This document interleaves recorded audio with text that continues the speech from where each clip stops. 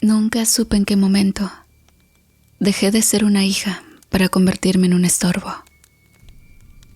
En mi casa, las palabras eran pocas y los gestos aún menos. Mi madre me miraba como quien ve una camisa vieja que no sabe por qué no ha tirado. Mi padre apenas se alzaba la vista para darme una orden o regañarme sin razón. A veces, cuando el silencio se alargaba demasiado, deseaba que me gritaran, aunque fuera para sentir que estaban vivos. A los 19 años, uno ya sabe cuando no hace falta quedarse. Yo no me fui por impulso. Me fui porque no tenía nada que esperar. Salí una noche sin luna, con una mochila vieja que no pesaba más que mi tristeza.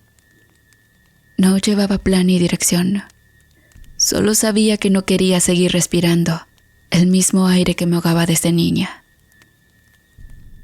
El pueblo, a esas horas, parecía otro, sin voces, sin risas, sin nadie. Caminé por la calle principal, vi las casas cerradas, las luces apagadas, los perros echados en las esquinas. Me alejé, con el corazón frío pero decidido. Seguí el camino de tierra que llevaba hacia el monte. Creí que podía pasar la noche entre los árboles, que la oscuridad no dolía tanto como el desprecio, pero entonces la tormenta me cayó encima. No hubo aviso. El cielo se rompió de golpe y empezó a llover como si fuera castigo. Corrí sin rumbo, empapada en segundos, con el lodo pegándose a mis zapatos y los truenos retumbando cerca. Busqué un árbol, una roca, cualquier cosa que sirviera de techo, pero el viento no perdonaba. Me temblaban las manos, tenía frío, hambre y miedo. Me senté junto a una cerca de ramas secas, hecha para que no pesara nada, y ahí me quedé. Lloré sin fuerza, ya no por tristeza, sino por agotamiento. Me envolví en mi propia ropa, deseando que amaneciera pronto, cuando escuché algo, un rebuzno, largo, ronco, casi triste, luego otro y otro más. Al principio pensé que eran ecos del monte, pero el sonido se repetía, cercano, insistente. Alcé la vista y vi entre la bruma una silueta. Un burro flaco, con la cabeza agachada, parado bajo un tejabán. Detrás de él, apenas visible, una cabaña de madera que se asomaba entre los árboles. Entonces lo vi. Amancio, el hombre al que todos en el pueblo le huyen, al que llamaban brujo, endemoniado, hechicero, el que vive en los límites donde nadie se atreve a pisar. Lo reconocí por la barba blanca y los ojos oscuros, profundos, que parecen saber más de lo que dicen. Me observó sin moverse, con el burro a un lado como una sombra viva. ¿Qué haces ahí?, preguntó con voz áspera, sin tono de enojo. No tengo a dónde ir, murmuré. No dijo más. Se dio la vuelta y entró a su casa. Pensé que eso era todo. Me acomodé como pude sobre la tierra mojada, tiritando de frío. Pero entonces, un rato después, lo vi salir otra vez. Caminó hacia mí despacio, sin apuro. Si te vas a quedar ahí, por lo menos espero que no te mueras, o me meterás en más problemas de los que ya tengo. Pero si quieres, te puedo dar un techo mientras pasa la noche, dijo, y señaló su casa con la barbilla. No me moví. Todo en mí temblaba, no solo por el frío, sino porque había crecido escuchando cosas terribles sobre él, que hablaba con los muertos, que su burro estaba maldito, que quienes entraban a su casa no volvían. Lo miré con desconfianza. Lo pensé 2 veces. «No te voy a obligar», añadió, y se marchó de nuevo, dejándome sola otra vez. En eso el ventarrón sopló con odio, como si quisiera meter sus dedos helados en mis huesos. La lluvia no cesaba. Mis labios estaban morados. Sentí que no la iba a contar. Volví a mirar la cabaña, oscura y de miedo. Pero era eso, o quedarme ahí a esperar que amaneciera, si es que amanecía para mí. Me levanté, temblando, y caminé hacia la puerta. Toqué 2 veces, por costumbre. Nadie respondió, pero al empujar, se abrió. Adentro olía a madera, a tierra húmeda y algo más que no supe reconocer. Amancio estaba sentado junto al fogón, removiendo algo en una olla. Me miró de reojo y no dijo nada. Solo señaló una silla con la cuchara. Me senté sin hablar. Me dio un plato de arroz, un poco de calabaza hervida y una taza de agua caliente con hojas. Lo comí en silencio. El calor de la sopa me devolvió el alma. Después, me indicó una pequeña habitación al fondo. Había una cama vieja, una cobija de lana y una vela encendida. Me metí ahí como quien no quiere ser vista y me eché sin quitarme los zapatos. A la mañana siguiente, mientras el sol apenas calentaba la tierra húmeda, Amancio me ofreció una taza de café y un pan viejo. Me senté con las piernas recogidas y lo miré en silencio. No me preguntó por mi familia ni por mi historia. Solo me dijo que, si quería quedarme, tenía que ayudar. «No me debes nada», dijo, mientras revolvía algo en un cuenco de barro. «Pero el que come aquí pone manos». Le dije que sí, no porque tuviera muchas opciones, sino porque en su voz no había juicio, solo cansancio. Mi tarea era sencilla, repartir paquetes. Montada en su burro, Doroteo, debía ir casa por casa dejando los encargos. Amancio los envolvía con una tela negra y los ataba con un cordón rojo. No pesaban mucho, pero eran todos iguales, como si llevaran adentro algo que debía mantenerse oculto. «No lo sabrás», me advirtió una vez. «No hay trampa en lo que no se abre». No le pregunté más. Monté al burro, que parecía tener más memoria que fuerza, y salimos por los caminos polvosos. Él conocía el trayecto mejor que yo. A veces se detenía solo frente a una casa, como si reconociera el lugar. Yo bajaba, dejaba el paquete en una piedra o al pie de una puerta y me alejaba. La gente no me hablaba. Algunos apenas entravían la puerta y estiraban la mano como si fuera yo quien llevaba la peste.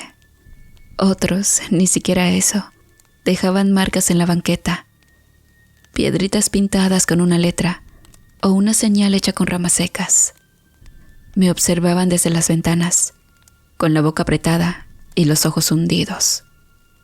Y yo, que venía de una casa donde nunca fui bien recibida, entendía ese silencio como se entiende el frío, sin sorpresa, pero con escalofrío.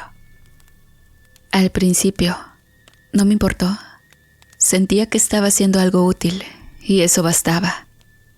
Pero con los días, empecé a sentir cómo el aire cambiaba cuando pasaba por la calle. Algunas niñas me señalaban desde lejos y se reían. Un hombre escupió al suelo al verme, y aunque nadie me decía nada directo, El pueblo entero parecía tenerme medida, desde los salones hasta el pensamiento. Un día, decidí llevar los paquetes a pie, pues quise darle un descanso a Doroteo. Cuando regresaba de entregar el último paquete, algo me pareció raro. Doroteo no estaba en el corral. Al principio, pensé que solo se había alejado un poco, como solía hacerlo cuando quería pastar en algún lugar apartado.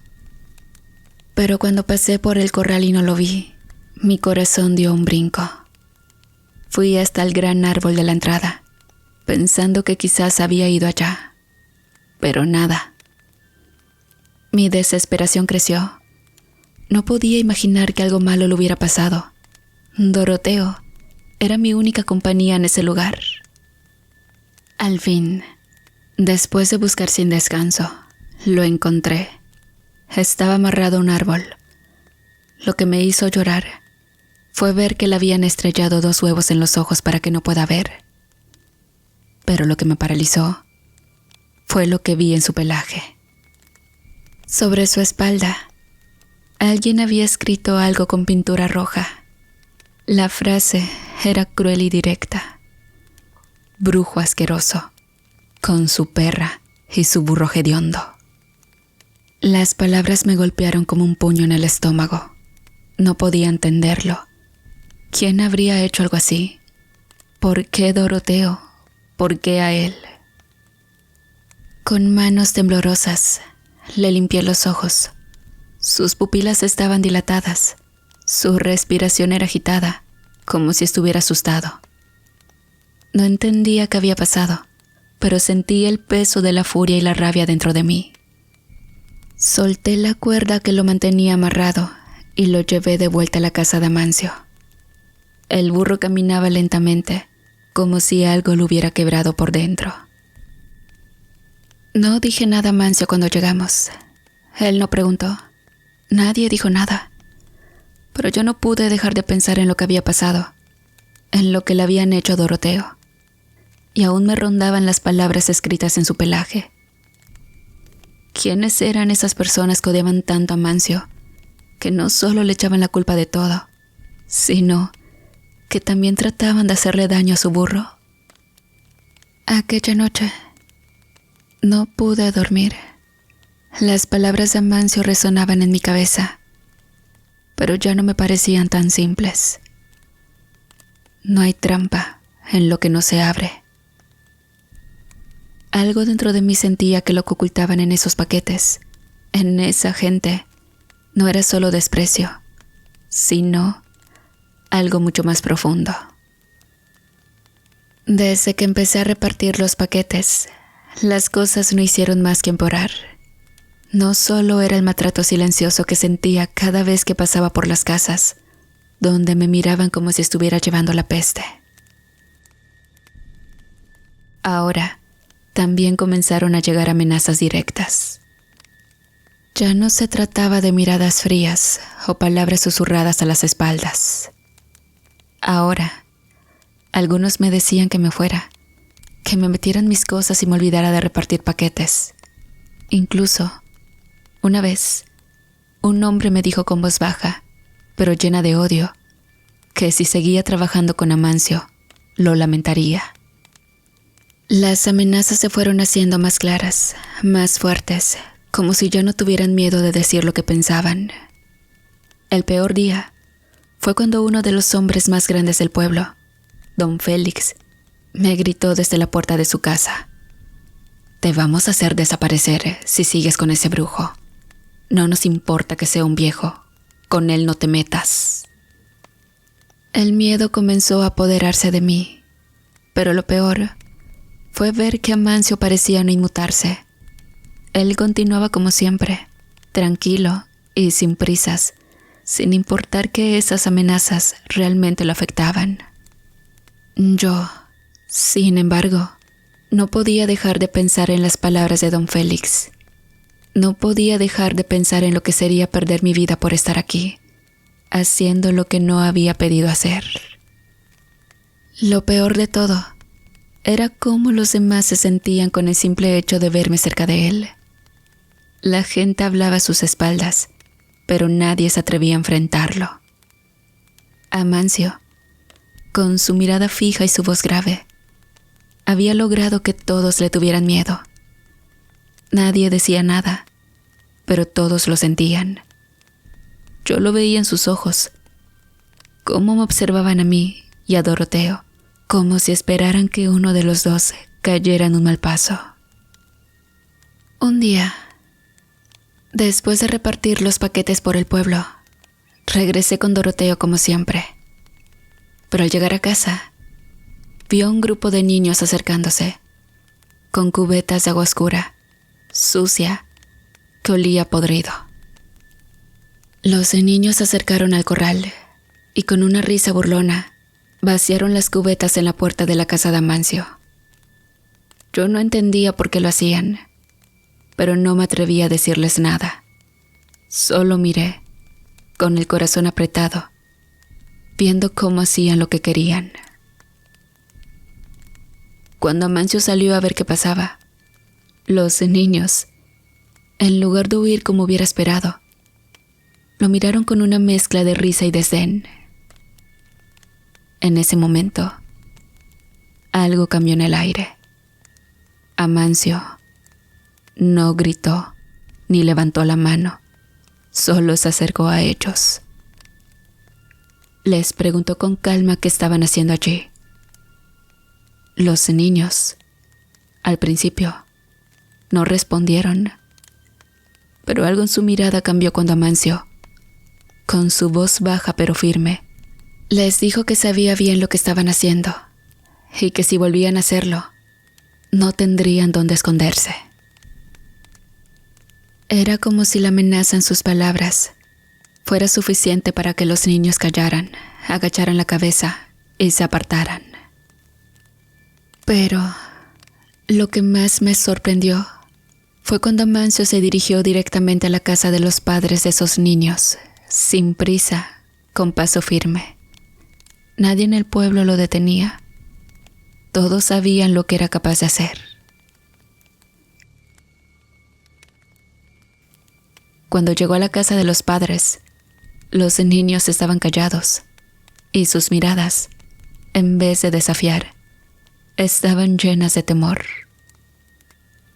En la casa, Amancio entró sin pedir permiso y pude oír la amenaza de su voz. No supe exactamente qué dijo, pero sí vi cómo los hombres y mujeres dentro de la casa salieron rápidamente. Se inclinaron, temblando, como si estuvieran pidiendo perdón, sin decir una palabra. Era un miedo, uno que nunca había visto en ellos antes. En ese momento, supe que nadie en este pueblo podía contradecir a Amancio. Nadie se atrevía a desafiarlo. Regresó, tranquilo como siempre, sin mostrar signos de molestia, pero la tensión seguía presente. Yo miraba a los niños, que antes se reían de él, y ahora no podían sostener la mirada. Ellos también sabían que algo en Amancio era diferente, algo que no podían entender ni desafiar. Y ese miedo que generaba, ese respeto, ya no me parecía solo de los otros. Yo también empezaba a temer lo que realmente significaba estar cerca de él. Después de lo ocurrido con los niños y la amenaza que lanzó Amancio, la gente dejó de molestarnos por un tiempo. Durante algunas semanas, todo parecía estar en silencio. Nadie me insultaba, nadie me tiraba tierra en el camino. Y por un corto periodo, las puertas ya no se cerraban de golpe al verme llegar con los paquetes.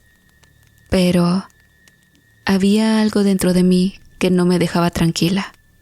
Comencé a soñar con los paquetes. Cada noche los veía, los sentía a mi lado. En esos sueños, siempre estaba abriendo los paquetes que llevaba la gente del pueblo. Pero lo que encontraba dentro no era lo que esperaba. Uñas cortadas, cabellos, insectos vivos que se retorcían entre las hierbas. Lo peor era el sentimiento de que algo estaba mal, de que no debía estar tocando sus paquetes, pero no podía evitarlo. Cuando despertaba, sentía que alguien me observaba. A veces me levantaba en medio de la noche, buscando algo en la oscuridad, aunque no había nada. La sensación de ser vigilada no desaparecía.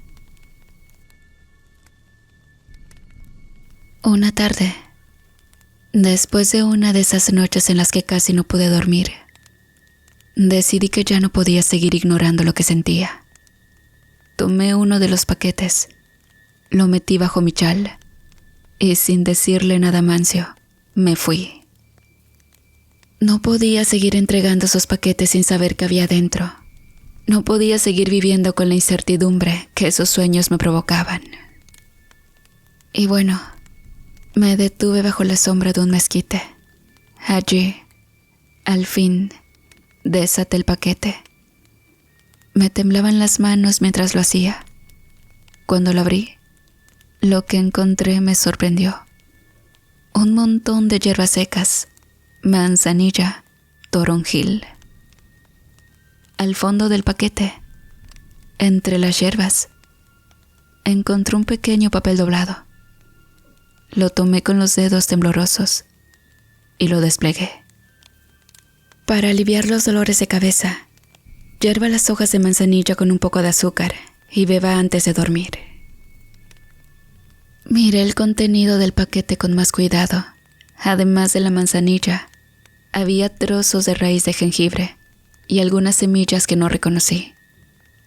Pero lo más curioso fue el papel, que también decía: para el insomnio, prepare té de toronjil y deje reposar toda la noche. Lo miré varias veces, como si esperara entender algo que no podía. Abrí otro paquete, y en este, la receta era diferente, pero igual de precisa. Para aliviar el estómago, hierva la raíz de jengibre con agua de arroz. Las hierbas y raíces estaban ahí, como instrucciones para preparar el remedio. De nuevo, quedé sorprendida. Seguí abriendo más paquetes, uno tras otro. Cada uno contenía ingredientes y recetas muy similares. Las hierbas eran distintas y las instrucciones variaban según el mal que se quisieran tratar. Pero, ¿saben? Regresé a la casa de Amancio, con la mente llena de preguntas. Cuando entré, él estaba allí, sentado como siempre, sin decir una palabra. Me sirvió un café sin mirarme, como si nada hubiera pasado. Yo me senté en silencio, observando las tazas, pero mi mente seguía dando vueltas en lo que había descubierto. No pude aguantar más. Finalmente le pregunté, con la voz quebrada por la confusión: ¿por qué nunca dices nada? ¿Por qué nunca hablas de lo que realmente está pasando con todo esto? Amancio me miró un momento sin responder. Luego, con calma, me dijo: porque quien habla mucho, pierde lo que cuida. Su respuesta, tan sencilla, me dejó inquieta. No entendí lo que quería decir.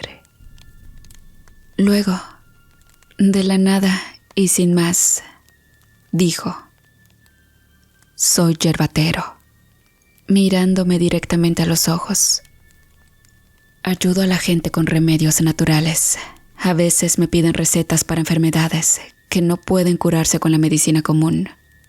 Yo simplemente hago lo que sé y se los doy, nada más. Estuve en silencio, asimilando lo que me decía. Todo tenía sentido. Esos paquetes, esos remedios, no eran maldiciones ni cosas oscuras como el pueblo pensaba. Todo lo contrario, Amancio solo les proporcionaba lo que pedían. Le pedían de forma anónima, herbolaria. Él no juzgaba, solo seguía las instrucciones de la gente, curando con lo que la naturaleza le ofrecía. De repente, comprendí. El mal no estaba en él. El mal estaba en la gente del pueblo, en cómo lo trataban. Ellos eran los que lo habían condenado. Amancio no les hacía daño, no les deseaba el mal. Todo lo que él hacía era curar, ayudar con hierbas, raíces y flores. Sin embargo, ellos lo habían convertido en una especie de monstruo, solo porque no entendían su trabajo o lo temían. Miré a Amancio mientras me lo decía, y sentí una mezcla de tristeza y rabia. El hombre, que todo el pueblo había llamado brujo, era solo un ser humano que trataba de ganarse la vida haciendo lo que sabía hacer. Y bueno, mientras la gente lo veía con desconfianza, él le seguía adelante, ayudando a los mismos que lo odiaban. Algo en eso me tocó. Finalmente, le pregunté, con una curiosidad que no pude callar. ¿Por qué lo haces? Si ellos te odian tanto, ¿por qué sigues ayudándolos?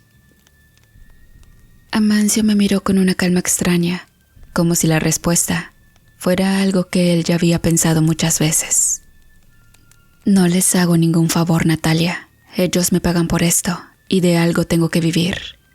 Yo no soy nadie para decirles que no vengan a mí cuando me necesitan.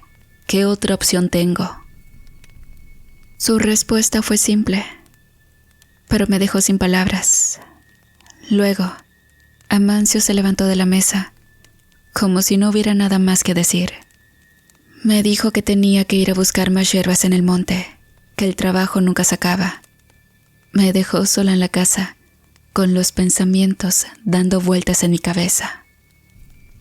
Esa tarde, mientras lo veía alejarse hacia el monte, entendí que, a veces, el miedo y la ignorancia son más peligrosos que cualquier maldición. Antes que nada, queridos amigos, querida comunidad 3AM, les quiero agradecer por haber llegado hasta aquí. Espero que los relatos de esta semana les haya gustado. Y bueno, aprovechando el espacio, quiero mandar una enorme felicitación por el cumpleaños de Pedro Cleto de León. Muchas felicidades, espero que te la hayas pasado muy bien. Te mando un abrazo y bonito fin de semana a todos.